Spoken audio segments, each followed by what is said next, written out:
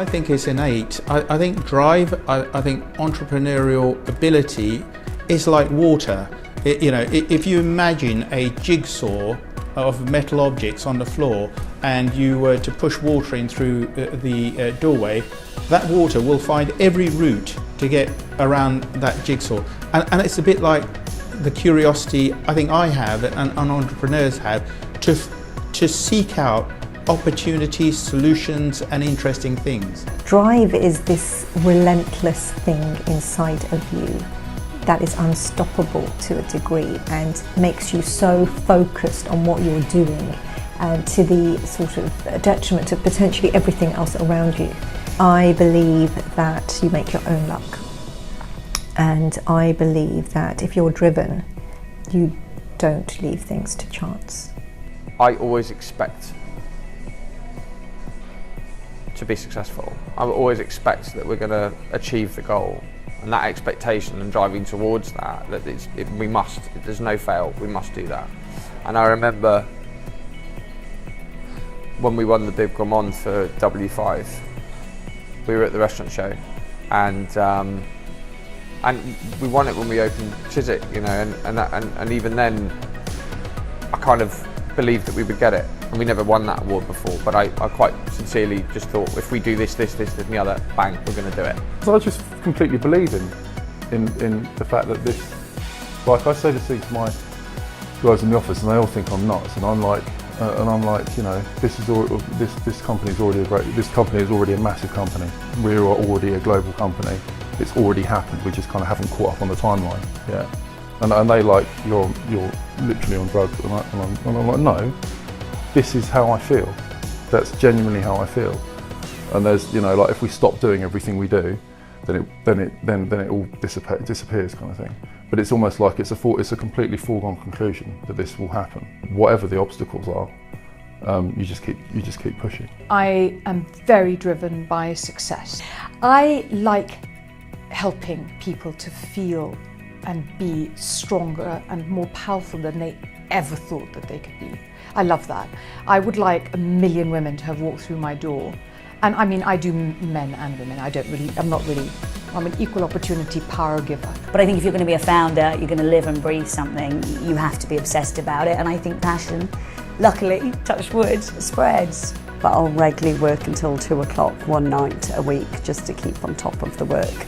I think it's one of those that when you have your own business, you've got to put in the graft.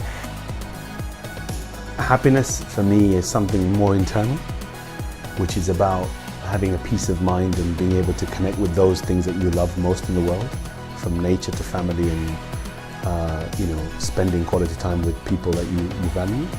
And then being driven in an environment where you can succeed in delivering a message or having an impact on the world. And all of those, if you can find that ultimate balance of the two, then that's for me being driven and being happy. Happiness is not having material plenty for me. I think it's also about finding what makes you tick.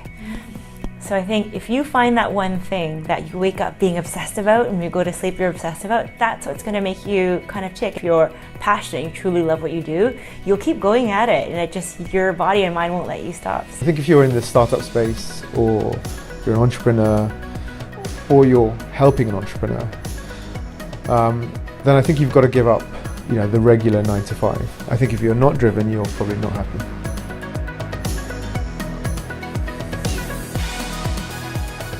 I think that I've never really viewed it as sacrifice. I think I could have had alternative pathways. I realized that I work longer hours, I don't really have weekends. You might think it's sacrifice, but for me it's growth. I do everything at 100 miles an hour in the sense of that holidays, family time became second to achieving the goal. And that's because I didn't want anything to get in the way of it. I didn't want a holiday to stop progress. I didn't want time off, or taking it easy, or I've worked too hard this week, or Monday to Friday. I decided to commit myself 24/7. And when you do that, the first thing that suffers is anything that's not related to the business, and that's family. I don't want the reason that this doesn't work down to the amount of effort I put in. I never want that to be questioned. So therefore I have to lead from that from the front. I was prepared to sacrifice everything else other than the business. I have to say, having children, setting up a business, then starting a family is most definitely not the way to be doing it. Missing your youngest child's first steps or missing your second child's first words, those are the things that you can never recapture. But would I change things and be a full-time mum? No, I have to say I really enjoy working, and I think it's really important that the boys see me working so that they have role models in their lives. I believe in theory in work-life balance. I think for entrepreneurs with vision it's really hard because you've got to throw yourself into it. So I believe in it conceptually for other people, but I'm not very good at doing it. I tried to have a holiday recently, but then I ended up running to the Wi-Fi when my kids were in surf school. But you know, I mean, what's that saying? You sleep when you die? I don't know. What's most rebellious about me is pretty much everything. Everything. Just tell me no, and then watch me go. If someone says no, then I will do absolutely everything I can opposite to say yes. Rebellious about me, coming up with really crazy menu concepts on like £2 million projects that don't work. Is that good enough? I'll just do that. I have never learned to accept the status quo. I have always asked what if and why can't I? And so I think that being a rebel is probably ingrained in every atom of my being. Everything is rebellious about me. I don't think there's one part of me that's not rebellious. Even if that rebellion is silent, it's rebellious. Yeah, everything. We would spend more time building a better future and less time arguing and fighting. I wish the world was more creative. We have 50% market share. I wish the world was a happier place. I wish I was a little bit taller.